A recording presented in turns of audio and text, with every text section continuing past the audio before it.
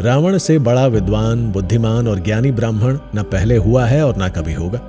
वो जो एक बार पढ़ या सुन ले उसे हमेशा के लिए याद हो जाता था। कहते हैं श्रीलंका के इतिहास में सबसे बेखौफ और सफल राजा रावण ही था। उसने लंका को चारों ओर से ऐसा घेरा था कि कोई भी आसानी से लंका में कदम नहीं रख सकता था। वो जब गरजता था तो पहाड़ दरक जाते थे। इसीलिए महादेव ने दशानन का नाम रावण रखा था, जिसका अर्थ है तेज तेज दहाड़ना। उसके राजा रहते हुए लंका की जनता सबसे ज्यादा सुखी और संपन्न थी।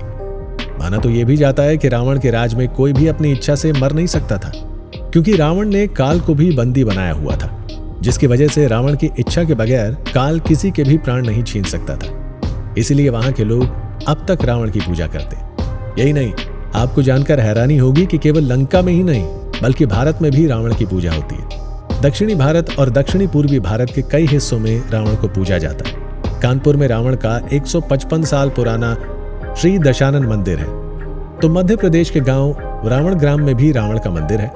राजस्थान के जोधपुर, उत्तर प्रदेश के ग्रेटर नोएडा और आंध्र प्रदेश में भी दशानन के मंदिर हैं, जहां हजारों लोग रावण की पूजा करते हैं और जय लंकेश और जय रावण बाबा का जयकारा लगाते हैं।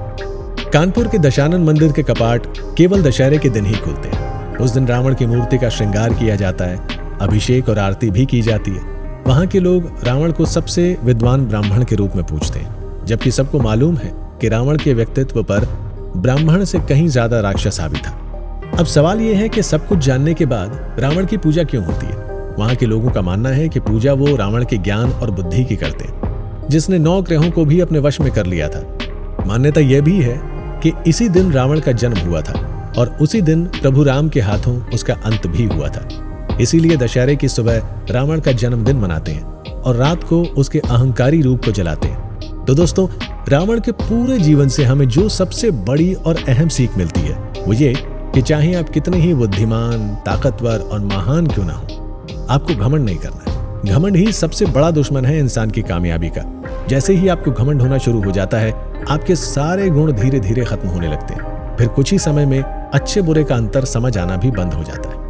अब ये आपको तय करना है कि रावण एक भक्त और ज्ञानी ब्राह्मण था या एक अहंकारी राक्षस। रावण के जीवन से आप क्या सीखना चाहते हैं, यह खुद ही आपको सोचना है।